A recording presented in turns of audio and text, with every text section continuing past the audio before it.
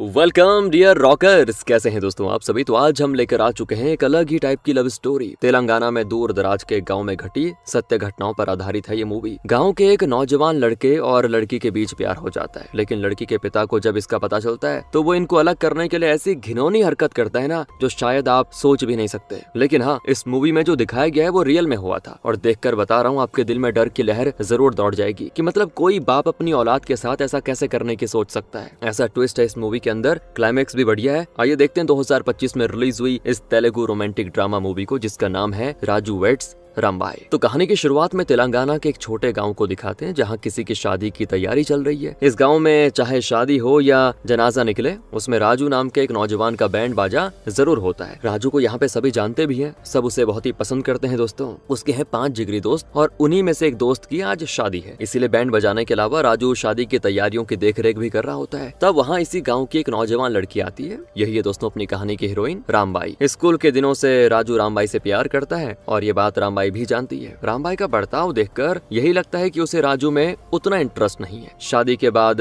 रात को नई जोड़ी को पूरे गांव में घुमाया जाता है बैंड बाजे के साथ। ये इस गांव का रिवाज है दोस्तों। तो राजू और उसका बैंड बढ़िया बजाते हुए जा रहे होते हैं। रामबाई को इनका बैंड, खासकर राजू का ढोल बजाना बहुत ही पसंद होता है। अब यहाँ राजू के पिता को दिखाते हैं, जो कि एक किसान है। वो चाहते हैं कि राजू हैदराबाद जाकर कोई नौकरी कर ले, लेकिन राजू है दोस्तों कि इस गाँव में बैंड बजाकर अपना गुजारा करने में बड़ा खुश है। जब काम नहीं होता तो वो अपने फ्रेंड्स के साथ टीवी पे WWE मैच देखकर मस्त एंजॉय करता है, खासकर जॉन सीना का मैच। कभी कभी वो दूसरों के खेत में मजदूरी करने जाता है। अब एक दिन की बात बताता हूँ। उसका दोस्त बताता है ना कि आज पता है क्या, दोपहर को टीवी पे अडल्ट्स ओनली मूवी चलेंगी। अब इनके ग्रुप में गणपति नाम का एक लड़का है, जो कहता है कि मेरे घर जाकर देखेंगे फिर तो मजा आएगा। और अगले सीन में सभी गणपति के घर पे बैठकर उस मूवी को देखने लगते हैं। लेकिन बताओ क्या होता है बदकिस्मती से, गणपति की माँ आ जाती है और फिर पड़ती है सभी को झाड़ू से मार। इसी बीच राजू के घर पे साहूकार आता है। उसके पिता को धमका कर जाता है कि अगर 2 महीने के अंदर मेरा ब्याज चुकता नहीं किया तो मुझसे बुरा कोई नहीं होगा। इस तरह की धमकी होती है। दूसरी ओर जब राजू गणपति के घर आता है ना, तो वहाँ रामबाई बैठी होती है। असल में रामबाई गणपति की बहन की दोस्त है और अक्सर यहाँ पर आया करती है। तो राजू उसको छेड़ने लगता है, तो वो राजू को डांटती है कि चुपचाप चले जाओ वरना गरम चाय फेंक दूंगी तुम्हारे मुंह पे। राजू के सामने तो रामबाई बहुत ही चिड़चिड़ी रहती है, उससे बात तक नहीं करती। लेकिन पता है जब राजू अपने बैंड के साथ ढोल लेकर निकलता है तो उसको देखने के लिए रामबाई अपने घर की छत पे चली जाती है। रामबाई की फ्रेंड कहती है कि जब वो तुम्हें इतना पसंद है तो उससे प्यार से बातें क्यों नहीं करती। रामबाई कहती है जब वक्त आएगा तो प्यार से बात कर लूंगी, तब तक तड़पने दो उसको। उसकी फ्रेंड कहती है कि उसको जल्दी अपने दिल की बात बता दे, वरना वो किसी और के पीछे ना चला जाए। अगले दिन वो रामबाई को राजू के पास लेके जाती है। राजू ने अपने ढोल पे लिखा है राजू वेड्स रामबाई,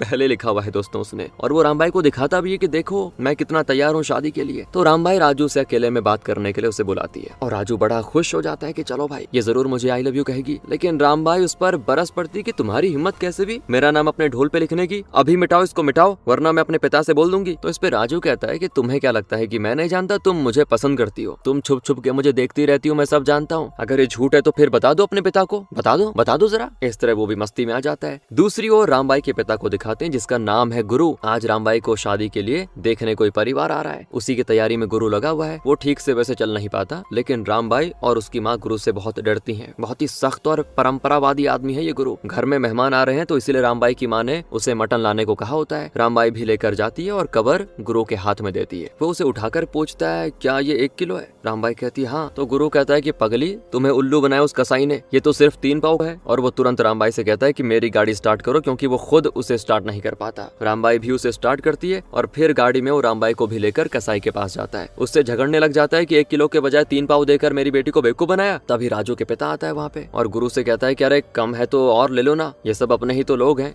इनसे लड़कर क्या ही मिलेगा तुम्हें। तो गुरु कहता है एक बात बताओ, अपने लोग हैं तो क्या हुआ, धंधे में ईमानदारी जरूरी है। कहकर गुरु चला जाता है और सब सोच में पड़ जाते हैं कि पता नहीं इस खड़ूस आदमी की पत्नी और बेटी कैसे इसके साथ रहती होंगी। फिर अगले सीन में रामबाई को एक परिवार देखने आता है। उन्हें रामबाई बड़ी पसंद भी आ जाती है और वो शादी पक्का करना चाहते हैं। तो गुरु पूछता है दूल्हा क्या काम करता है। वो लोग कहते हैं कि वो प्राइवेट कंपनी में काम कर रहा है। तो गुरु कहता है कि मैं तो अपनी बेटी को किसी सरकारी नौकरी वाले को ही दूंगा। अगर ब्रोकर ने मुझे पहले बता दिया होता तो मैं ना तो आप लोगों को आने देता देता और ना ही आपके लिए मटन पकाता। इस तरह बताओ बोलता है यार वो। उनके सामने ही वो मटन ग्रेवी में ढेर सारा नमक डाल देता है ताकि वो लोग खाए ना उसको। पता नहीं कैसा आदमी है यार। उसके बर्ताव से बेइज्जत होकर उस लड़के का परिवार चला जाता है। अब उनको जाते देखकर राजू गुरु से कहता है क्या हो गया, क्या प्राइवेट कंपनी की नौकरी नहीं होती? गुरु कहते हैं ओ मुझे तुम्हारी सलाह की जरूरत नहीं है, दफा हो जाओ यहाँ से। इसके बाद राजू और रामबाई के बीच नजदीकियां बढ़ने लगती हैं। रामबाई को भी अब राजू से प्यार होने लग जाता है दोस्तों। एक दिन मंदिर की बात है, उत्सव में राजू अपना बैंड म्यूजिक बजा रहा होता है। रामबाई अपने प्यार को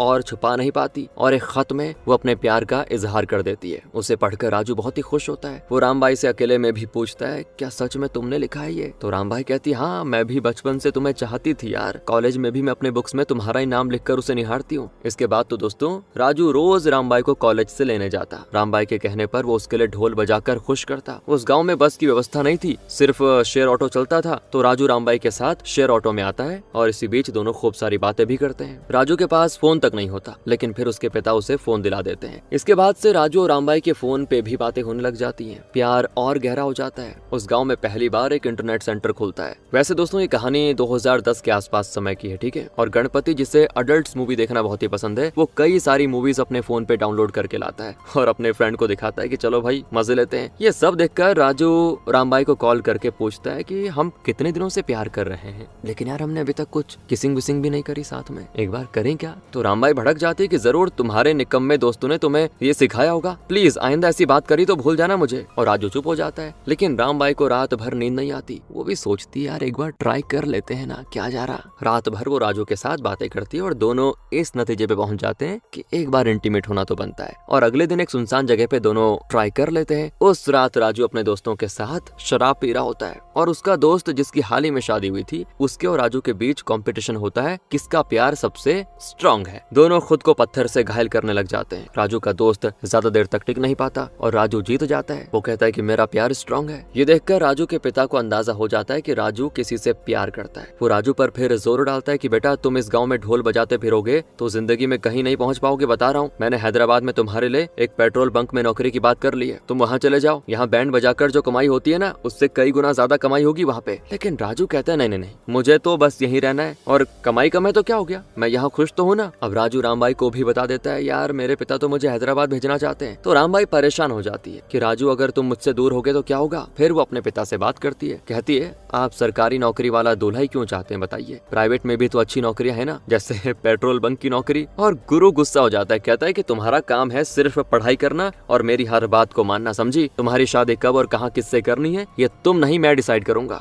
लेकिन उसकी फ्रेंड दोस्तों अपने पिता को बता देती है कि रामबाई है ना पापा, वो राजू से प्यार करती है। फिर उसका पापा भी रामबाई से पूछने लग जाता है कि क्या तुम सच में राजू से प्यार करती हो और क्या बेटा तुम्हारे पिता को इस बारे में पता है। रामबाई के तो पसीने छोड़ जाते हैं कि कहीं ये आदमी मेरे पिता को ना बता दे। डर के मारे वो 3 दिन राजू से फोन पे बात ही नहीं करती। राजू बार बार उसे कॉल करता है लेकिन वो फोन नहीं उठाती। परेशान होकर राजू सीधे उसके घर चला जाता है और फिर से रामबाई को कॉल करता है। लेकिन इस बात से बेखबर रामबाई उसके सामने ही उसकी कॉल काट देती है। राजू गुस्सा हो जाता है। उसको लगता है कि रामबाई ने मेरे साथ प्यार का नाटक किया और अब मुझे धोखा दे रही है, जानबूझ के मेरे कॉल्स को काट रही है। वो रामबाई को डांटता है कि क्या मुझसे प्यार करके किसी और से शादी करने का इरादा कर लिया है क्या तुमने। तो रामबाई उसको लाख समझाती कि यार कैसी बातें कर रहे हो, ऐसा नहीं है। लेकिन यहाँ पर राजू उसकी बात सुनने को तैयार ही नहीं होता। और तो और दोस्तों वो छड़ी उठाकर रामबाई को मारने पे उतर जाता है। रामबाई के पड़ोसी ये देखकर चौंक जाते हैं कि हो क्या रहा। अब आता है गुरु वहाँ पे, तो वो उसे सब कुछ बता देते हैं कि रामबाई राजू से प्यार करती है और तो और वो लड़का तुम्हारे घर में घुसकर तुम्हारी बेटी को छड़ी से मार रहा था। बस होना क्या था, गुरु बिल्कुल आग बबूला हो जाता है कि उसकी इतनी हिम्मत और मेरी बेटी की इतनी हिम्मत कि वो उससे प्यार करे। वो अपनी पत्नी को लेकर राजू के घर जाता है और चिल्लाता है कि तुम्हारी इतनी हिम्मत कि एक तो हमारी बेटी से प्यार किया और फिर उसको छड़ी से मारा भी। राजू बाहर आकर गुरु से लड़ने लग जाता है और फिर राजू के पिता उसको थप्पड़ मारते हैं। कहते हैं कि बड़ों से बात करने की तमीज नहीं है क्या तुझे। वो गुरु से कहता है, मतलब उसका पापा, कि मेरे बेटे को एक बार माफ कर दो, आइंदा ही तुम्हारी बेटी की तरफ आंख उठा के देखेगा भी नहीं। और फिर गुरु के जाने के बाद राजू अपने पिता पे बरस पड़ता है कि बचपन से लेकर अब तक मैं सब कुछ आपकी मर्जी से कर रहा हूँ। एक फैसला तो मैंने अपनी मर्जी से लिया था और पापा आपने ये क्यों कहा कि मैं रामबाई को कभी नहीं देखूंगा, आप बस प्लीज अपने काम से काम रखो। इस तरह बाप को जवाब देकर वो जाने लग जाता है और राजू का पिता टूट जाता है कि बेटा मेरी इज्जत नहीं रखने वाला। अचानक उसकी छाती में दर्द होता है और बेचारा वहीं पे दम तोड़ देता है। अब राजू को अपने किए पे बहुत पछतावा होता है और वो फैसला करता है कि इस प्यार की वजह से मैंने अपने पिता को खो दिया, अब मुझे यहाँ नहीं रहना। और ये फैसला करके वो हैदराबाद जाकर पेट्रोल बंक में काम करने लग जाता है। गाँव में जो कमाई होती थी उससे ज्यादा तो वो यहाँ पे कमा ही रहा है, लेकिन फिर भी उसको चैन नहीं आता। गाँव में यार खुले आसमान के नीचे आजाद घूमता था राजू, लेकिन यहाँ बहुत ही छोटी जगह पे उसको रहना पड़ रहा है। अंदर से वो टूट चुका है पूरा। और तो और उसको यहाँ पे काम करना भी अच्छा नहीं लग रहा। सच बताऊं तो एक बूंद पेट्रोल गलती से नीचे गिर जाए तो जो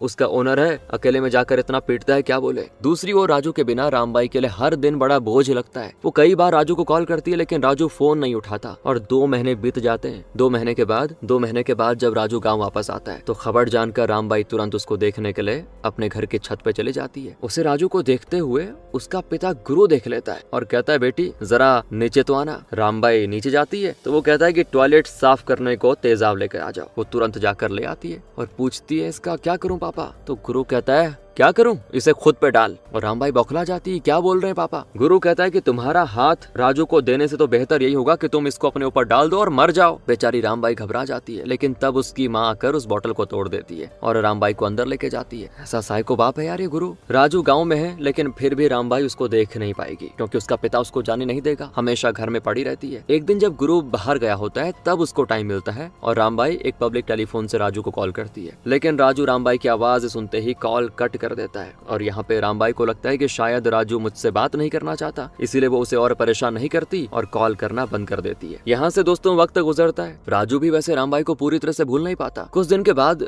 रामबाई खुद राजू के घर जाकर उससे मिलती है, राजू से माफी मांगती है और कबूल कर लेती है कि तुम्हारे बिना मैं नहीं रह पाऊंगी, तुम्हारे पिता चल बसे, इसमें हमारे प्यार की क्या गलती बताओ, मैं तुम्हारे साथ जीना चाहती हूँ, कहकर वो राजू से लिपट पड़ती है। इसके बाद इनकी लव स्टोरी फिर एक बार होती है शुरू। अब दोस्तों रामबाई अपने घर से थोड़ी रकम चुरा लेती है और राजू को देकर कहती है अगर हमें गुजारा करना है तो सिर्फ तुम्हारे ढोल बजाने से नहीं होगा, इन पैसों से एक ऑटो ले लेंगे फिर काम करेंगे। राजू वैसा ही करता है, लेकिन उसका ऑटो चलाना भी गुरु को अच्छा नहीं लगता। वो अभी भी अड़ा हुआ है कि रामबाई की शादी मैं किसी सरकारी नौकरी वाले से ही कराऊंगा। तो रामबाई कहती है अब हमारे पास सिर्फ एक ही रास्ता बचा हुआ है, अगर मैं प्रेग्नेंट हो जाऊं तो मेरे पिता को हमारी शादी के लिए राजी होना पड़ेगा, क्योंकि और तो मुझे कोई ऑप्शन नजर नहीं आ रहा। और इसी फैसले के साथ रामबाई और राजू के दोस्त गणपति के घर जाते हैं और वहाँ पर कार्यक्रम होता है। कुछ दिनों के बाद वो प्रेगनेंसी टेस्ट करते हैं लेकिन रामबाई प्रेग्नेंट नहीं होती। इसके बाद तो वो बार बार कोशिश करते हैं और आखिर रामबाई प्रेग्नेंट हो जाती है। तो जब गुरु को इसका पता चलता है ना तो वो इन दोनों की शादी कराने के बजाय जबरदस्ती उसको हॉस्पिटल लेके जाता है और उसका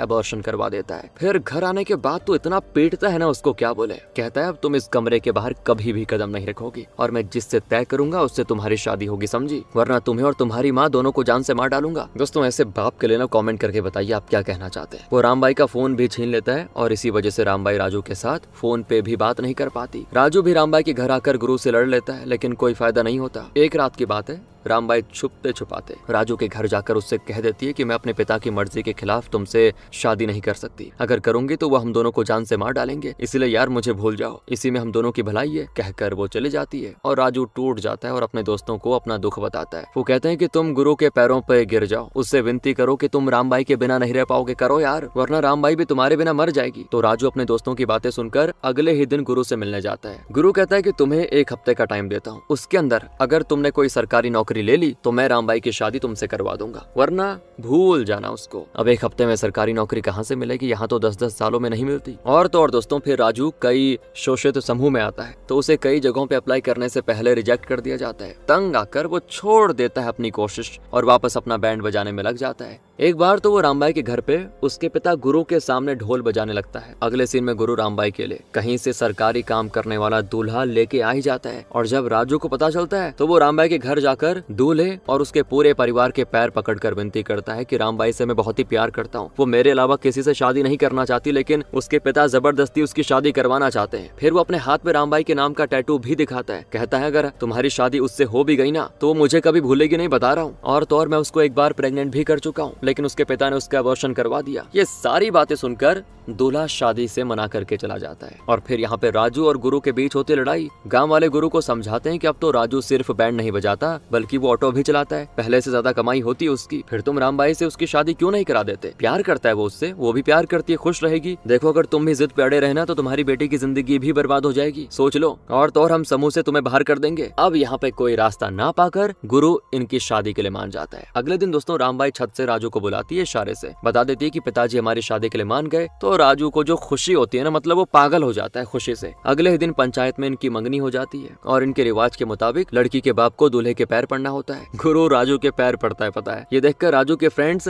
सीटी बजा के सेलिब्रेट करते हैं और इससे गुरु को और गुस्सा आ जाता है। उसको लगता है मेरी तो बेइज्जती हो गई। उस रात की बात है, शराब की बोतल खरीद कर वो घर आता है और गौशाला में बैठकर प्लान करने लगता है कि वो इस अपमान का बदला कैसे लेगा। हाँ दोस्तों, अभी भी वो चैन नहीं हुआ उसको। कैसे मतलब राजू और रामबाई को अलग करूं, ये सोचने में लगा होता है। फिर उसको सूझती है खतरनाक तरकीब। वो गांव के सरकारी हॉस्पिटल में घुसकर HIV इन्फेक्टेड लोगों के सैंपल्स निकाल लेता है। हाँ यार, क्या कर रहा है ये। और एक सिरिंज लेकर वापस घर आता है। मंगनी के बाद रामबाई सो रही होती है। गुरु उसको जाकर कह देता है कि बेटा 1 हफ्ते में तुम्हारी शादी है, लेकिन रो रो कर तुम बहुत ही कमजोर हो गई हो, इसीलिए मैं डॉक्टर से तुम्हारे लिए ये विटामिन इंजेक्शन लेकर आया हूँ। इसको लगा लोगी तो तबीयत बढ़िया हो जाएगी तुम्हारी। अब रामबाई सोचती है मेरे पिता मेरे बारे में इतना सोच रहे हैं, तो वो अपने बाप की बातों को मान लेती है। फिर दोस्तों वो अपनी बेटी यानी रामबाई को इंजेक्शन लगा देता है और इस दौरान उसे रामबाई का बचपन याद आता है, जब वो बड़े लाड़ प्यार से उसको पाला करता था। लेकिन इन इमोशंस के बावजूद भी वो अपनी बनावटी इज्जत और सम्मान के भाव में आकर अपनी ही बेटी को इंजेक्शन लगा देता है, उसे कर देता है HIV से इन्फेक्टेड। अगली सुबह दिखाते हैं कि गाँव वालों के साथ रामबाई की माँ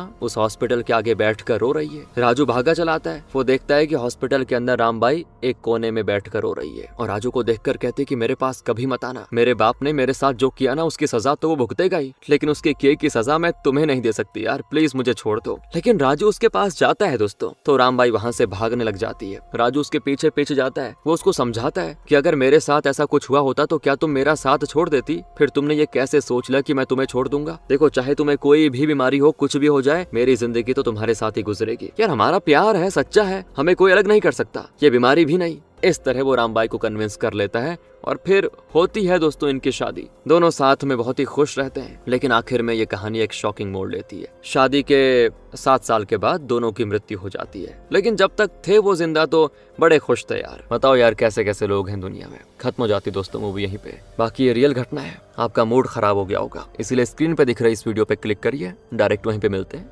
ध्यान रखिए अपना। Thanks for watching.